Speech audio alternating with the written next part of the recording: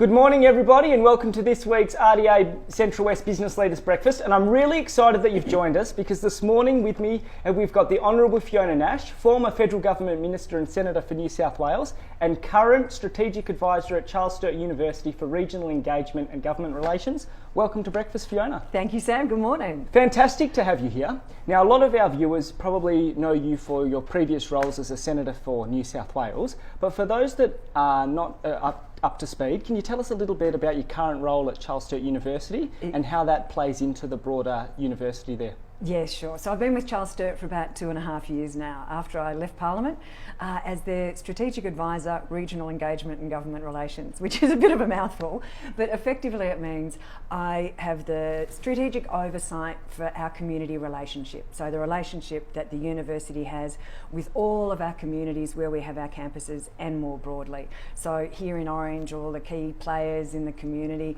businesses, industry, and that happens replicated across all of our campus communities. So I oversight that. And as well as doing that, I do our work with state and federal governments and oppositions and crossbenchers and that whole sort of link into politics and look after that for the university. Well, I must keep you flat out because the university plays a vital role in all of those regional communities where they're based. What's been one of your early, I guess, biggest challenges or learnings that you've made in this new role? That's a really good question. I think the biggest challenge was an adjustment from going from my previous role to a new role, but that's like anybody. When you go from one job to another, you have to adjust to how things are different.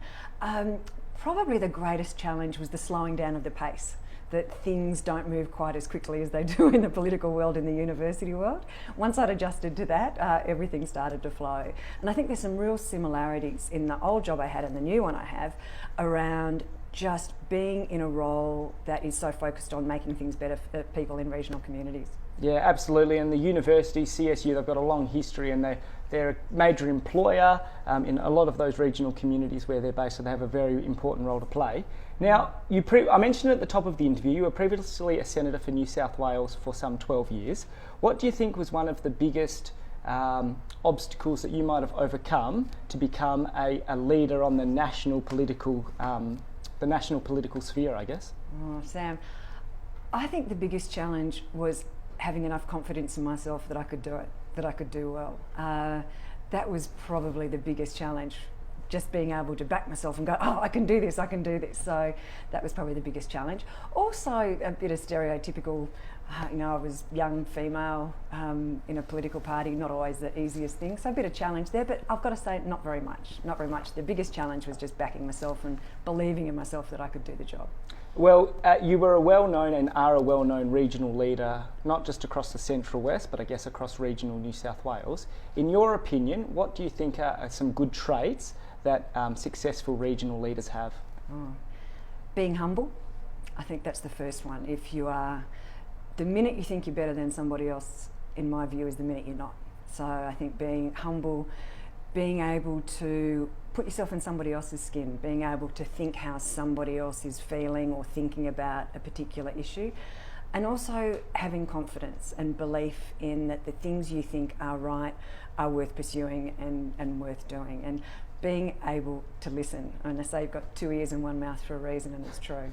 That's a good point, and I guess especially in the political sphere, but also I guess in any regional community, when you're trying to bring about change or projects, it's about building that consensus. Yeah. And I think that's probably a really important thing for anyone in any leadership role, be it political or in your local community. I think it's about bringing people along. Absolutely, it's doing things with people and not to people. Yeah, it's very good point. Now, you did have an abrupt end to your political career, I believe, in October That's one way of putting it.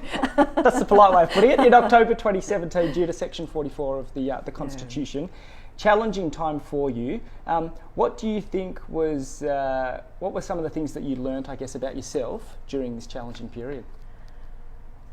It was really challenging. I think from 2:00 on the Friday afternoon, from the High Court saying I wasn't eligible and it was time to go, and being packed up and out of my office less than 24 hours later. It was really challenging, and I think the hardest thing about that was not being able to thank the people I'd worked with for 12 years in a public fashion, particularly people like the Comcar drivers and the people who clean my office, the wonderful women who were in there doing that every day for me, the Senate staff in the chamber. That was one of the hardest things. That was one of the biggest challenges. I learnt from it that when you think things are really dark, the sun comes out again. I think that's the biggest thing. And when you're in a terrible situation, it does get better. I think that's really something I learned. And also that I'm pretty tough. You can take a belting and you do what you can to get through it, and you come out the other side and you're stronger. And that's probably one of the things I learned, that doesn't kill you, makes you stronger. And you can learn from everything, no matter how hard it is. And when you think things are never going to get better, they do. Yeah, it's a good point, but also as well, I imagine it was an immensely challenging period because you've been so invested in a role for such a long period. To all of a sudden have it abruptly ended must have thrown up a lot of, that would have been probably one of the reasons why it was such a challenging time. Absolutely, and one of the hardest things, I think, when all of that happened, was me thinking for my staff. Because I had all these 17 staff that worked for me, and they were amazing. I used to call them Team Nash. They all worked super well together, and they got on really well, and they did a brilliant job for me. And it wasn't just me that it affected; it was all of those wonderful people that worked with me as well, and that was really tough. And I guess it's very similar, in this current challenging period, because a lot of small businesses they take that kind of that investment in their own staff every day as well, during good times and bad times. Because I guess in the political sense, those positions are then made redundant because they're associated with the ministerial position. But it's a lot similar with local small businesses at the moment. They're trying to just maintain and retain staff, and I guess that's always one of the not unforeseen, but things people probably don't consider as well when they're looking at small businesses. It's the staff as a part of their family as well. That's exactly right, and it's such a good point. And I think in the political world, people accept that there's probably not as much certainty in the political world as there is in other places. But I don't think my staff had ever sort of foreseen that my father being Scottish was going to be an issue and they were going to lose their job. And they were amazing, just terrific people. Yeah, absolutely. Look, you were a former federal minister for a number of portfolios. You had regional communications, regional development, rural health. During those different roles and responsibilities that you had, what was one of your proudest achievements that you were able to deliver on during that period in federal parliament? Gosh, that's a good question as well. One of the... I didn't say it was going to be easy this morning. It's totally not easy. One of the best ones, there's a program called the GP Rural Incentive Payment Program, and basically it's effectively a payment that goes to GPs when they're working. The further away from a metropolitan area they are, the more the payments are. What happened at the time, though, that there was from the previous government, there was a significant amount of money going to GPs that were actually in regional cities that, in my view, didn't really need it. And the payments needed to be in the more rural and remote areas. They were getting some, but should have got more. So I reconfigured about $50 million away from the regional city doctors out to the rural and regional doctors, and that was really, really great. And probably a couple of other things. One would be definitely being the first woman to be deputy leader of the Nationals and a cabinet minister. That was amazing. But probably two of the biggest things I think that I would count as my wins actually came from opposition. So one was being very involved with stopping a US multinational ADM take over GrainCorp. And that was a really big fight, and that sort of happened right on the cusp of us going into government, but a lot of the work had been in opposition. But I think my proudest thing in my entire time in Parliament is probably when the Labor government was in, they made some changes to the independent youth allowance for students. Effectively, it meant thousands of regional students weren't going to be able to get the assistance. And having the gap year, I mean, it's not ideal, but at the time, it was really important. And it was a long fight. It was in opposition. I was Shadow Parliamentary Secretary for Regional Education. Christopher Pyne was my Senior Shadow Minister at the time, and he was terrific, backed me in completely. And worked, set up a Senate inquiry to look at it, set up a private senator's bill to do it, and I just wouldn't let go. At the end of it, the minister at the time, Chris Evans, did a backflip and changed the rules, so all of these regional students could again access that payment. And I can still remember his advisor coming up to talk to me to tell me about the changes. And I said to this fellow, has the minister done this? And he said, yes. And has the minister done that? Yes. And has the minister done this? Yes. And he just looked at me and said, Fiona, don't ever tell anyone, but the minister's done everything you wanted. And that was a really proud moment, to be able to achieve something like that from opposition.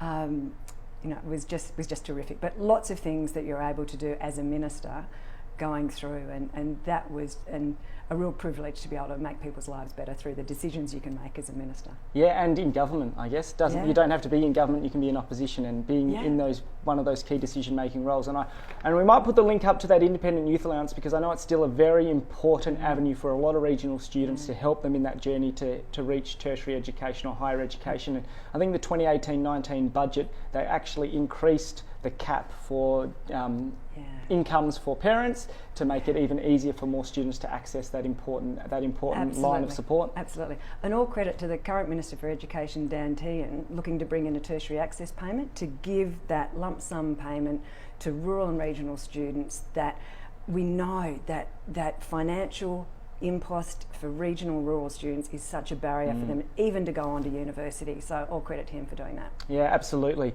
Now, we've talked about some of your successes whilst you were in Parliament.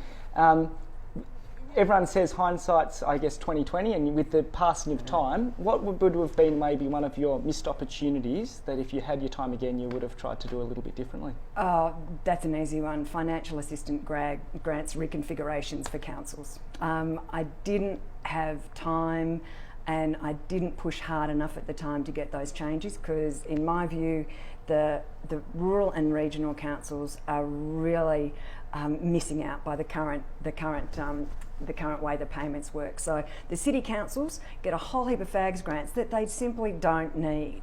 And a lot of our rural and regional councils really, really need that funding. And when you look at, some of the big metropolitan councils who get more in FAGS grants than the entire budget of a rural council, it really annoyed me. But it was hard, and I tried, but ran out of time and ran out of steam. So that's my greatest regret of not being able to achieve that for rural and regional councils. Yeah, look, they've often say local government's the hardest level of government, and especially in our region, we've got some fantastic local leaders at that local government level, and in regional communities, this, the smaller the community, local government are often the largest employer. They play a suite of important roles in our community, and I think the Central West, we're very lucky to have some fantastic local governments and local government leaders there. So sure do. So look, I'm just going to change pace. We've got Fast Five. It's where we hit our special guests with a couple of questions to learn a little bit more about them. If you could eat the one meal every day for 12 months, what would it be? Oh, easy. Steak. Scotch fillet or T-bone medium rare. Okay, I'm lasagna every day. Love it. Probably wouldn't be as fit and healthy as I am now, but it would be a good 12 months.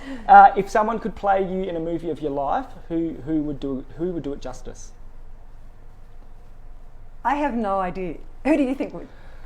I don't know. We'll come back to that one. Hidden gem of the Central West. So it could be a place, a person, a venue, a location. Narromine, my hometown. Okay, yep. So, and I was up towards Dubbo last weekend, looking fantastic up there. Plenty of rain, renewed confidence in the region, which is absolutely fantastic. What's your go-to karaoke song? Justin Timberlake, Can't Stop the Feeling. Okay, wouldn't have picked that, but don't worry, I'm not going to ask you for a few bars, that's okay. Who was a previous mentor of yours, and what was the best piece of advice that they gave you? Oh, my mother. I've got a couple actually if we've got time. I know it's fast five, but we might make it slightly slower five. My mother, and she used to quote the serendipity prayer all the time, which is basically, give me the serenity to accept the things I cannot change, the courage to change the things I can, and the wisdom to know the difference. And I've used it my entire life, and it's a really good guide. Also, Ian Armstrong, who was former National Party leader in New South Wales and Deputy Premier, he gave me a couple of cracker bits of advice. One, I was talking to him, I was in a pre-selection, and I didn't know this person was going to vote for me and this person wasn't. And he looked at me and he said, Fee, you only ever need 50% plus one, which was very wise. And the last bit of very good advice I got also from him was before I went into the Senate. And Ian Armstrong knew Senator Bill Heffernan very well, who's a pretty tough character. We ended up working very closely together and being good friends, but pretty tough character. And he said to me, Fee, when you get in there, one day you're going to come up against Bill Heffernan. Just whack him back, then smile at him. and it worked. We ended up working very closely together. I'm sure there were some tough characters in Parliament, and I'm sure there's some. If we had more time, we could probably delve into that one a little bit further. So sorry to lengthen out your fast five there. No, that is definitely okay. Look, you are an alumni of Mitchell College or CSU. Now, I believe CSU have recently launched the Distinguished Alumni Awards. Can you tell us a little bit about those awards and what's the aim of those? Yeah, this is terrific. So there are awards that have been set up to recognise the achievements of the alumni, of our graduates that have gone through Charles Sturt University. And we have got this cracking list of people that have gone through Charles Sturt that have gone on to do amazing things. So what we wanted to do was recognise that and what they've done out in their communities, in their work lives, in business, wherever they've gone on to. These awards have been set up. So it'll be done by an internal Charles Sturt committee, sort of made up from across the university, and really recognising and valuing the achievements of our alumni. It's terrific. Now, you yourself, as I said, went through CSU or Mitchell College. What was one of the best outcomes of learning or doing your higher education in a regional centre?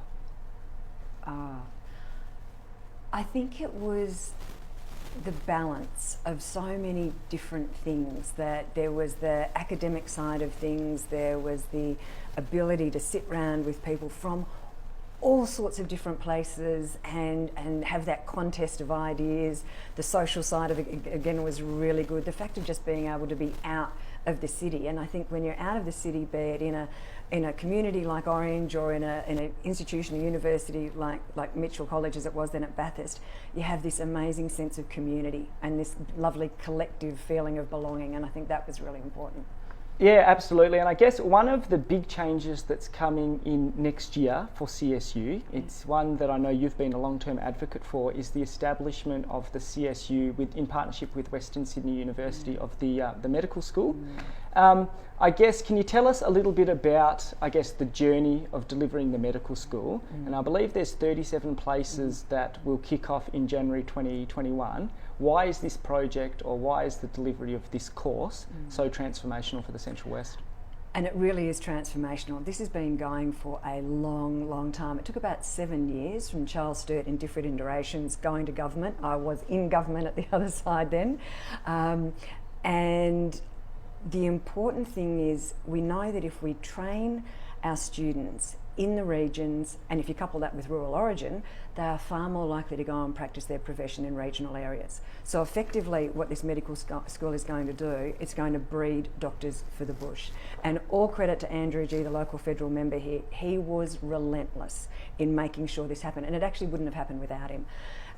So very, very exciting. We've got 37 places to start next year. We're going to continue to push government for more places, because we know the more of these students we can get through that medical school, the more doctors we're going to have in the bush.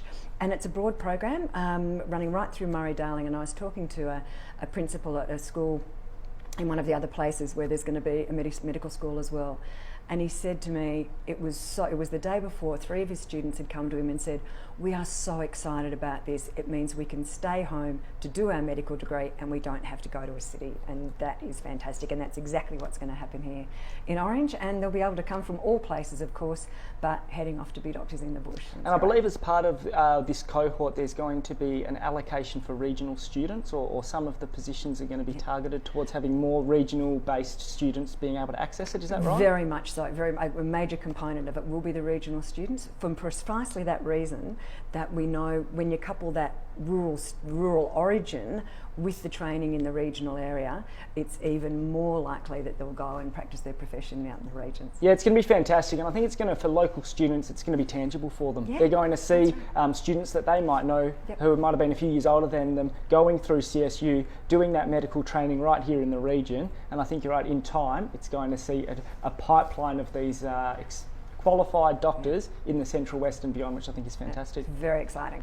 One of your other passions outside of rural health, I believe, when you were in Parliament, was regional communications. Now, we've been navigating our way through the challenging period with COVID, but I think one of the things that has really been front of mind for regional people has been the importance of connectivity.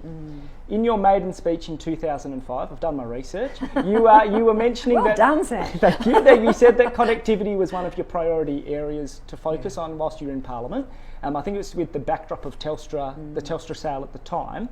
But How do you think COVID's going to change the way businesses and families look at regional Australia as a proposition, and why do you think connectivity is so important in that mix? It's going to completely, and I think already has done, change the way we think about living and working in regional areas. Not so much, I think, from the perspective of people that already live here, but those outside looking at it. That businesses can now look at regions as a place of location for their employees that really makes no difference at all in so many ways for them being housed in a metropolitan area. That's going to be a key difference. And I think it's completely changed our perspective of what is and isn't possible. If somebody had said a year ago, we'll all be working from home and productivity will be fine and businesses will work well and it really won't make much difference, people would have been rolling around the floor laughing. But when it happened and everybody did it, it's worked, and by and large it's worked. And I think what it's going to do is change our mindset overall, not just about that working from home, but the mindset of things we thought couldn't be changed can, and that the things we thought weren't possible will be possible, and that's really exciting. And then there's the technology of the connectivity itself, which we actually need to be able to do that commensurately from metropolitan areas and regional areas. But I remember long before COVID, I was up in Armidale and I bumped into a fellow up there and I was having a chat to him, and he was actually working for an IT company, massive global company. It was like the 2IC. He spent half his year flying around the world with his global company and the other half working out of his lounge room in Armidale because he had the connectivity to do it, and the location didn't matter. And that was really exciting. Yeah, absolutely, and I think you're right. It's going to change the way people look at regional Australia as a proposition that I think is positive. Yeah. One of the other passions of yours is decentralisation, and I think providing not just connectivity, but I think career opportunities for people if they are going to look to make the move into regional Australia and hopefully to the Central West is very important. We have a proud history of both public and private sector decentralisation in the Central West. We sure do. And the regional programs branch, which was part of the 2018-19 budget to decentralise to Orange, actually had their office opening, I believe, earlier this week, which is a fantastic milestone. Oh, yes. But what's your forecast, I guess, for regional Australia, and do you think this trend for decentralisation will continue and gain pace? I think it will. Particularly because now I think we're going to see a real cohort of people who are currently living in metropolitan areas realising that moving to a region is an opportunity for them and something they can do that they've probably never considered before. So I think there'll be a whole cohort of people that will want to do that. Businesses will, I think, then back in their employees that want to move out to the regional areas because they'll see that it's possible. And also the cost of doing business for businesses out in the regions is a lot less, and I just think they haven't really thought of it. And before I left Parliament, when I was Minister for Regional Development and pushing decentralisation, as you mentioned, and I had a round table with some key business leaders, and talking about this very thing of them relocating staff out to the regions, what the barriers were, those sort of things. And I remember saying to Jennifer Westacott, who was still is heading up the Business Council of Australia, I said, do businesses, do they not want to relocate people to the regions, or have they just not thought about it? And she just said to me, I really don't think they've thought about it.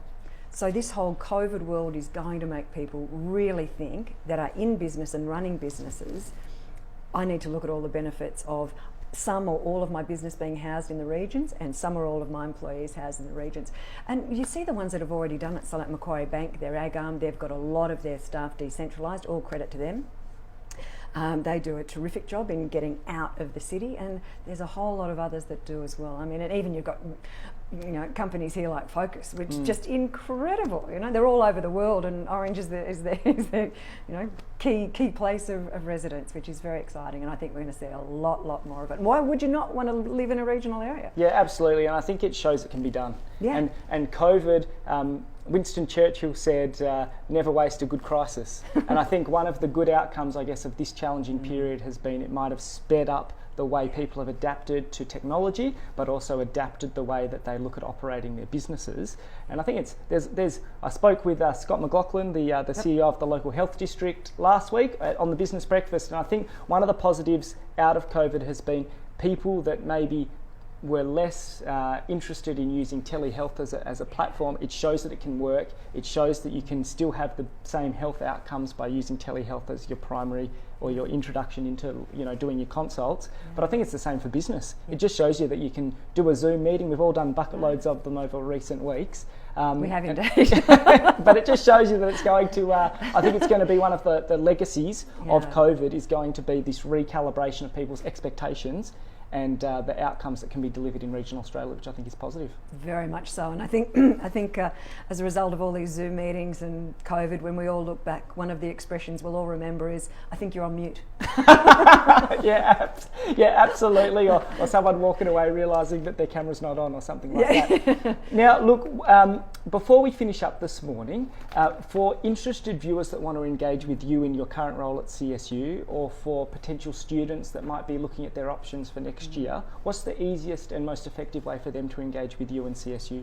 The easiest way is probably, Sam, just to come straight to me as the first point.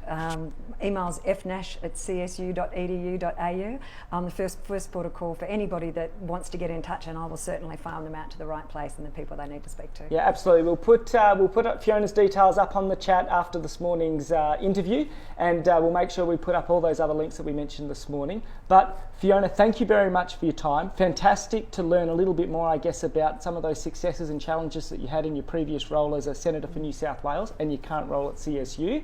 But for everybody else, make sure you tune in same time next week when I sit down with the member for Bathurst, Paul Toole. But until then, have a great day and a fantastic weekend, and we'll catch you next week.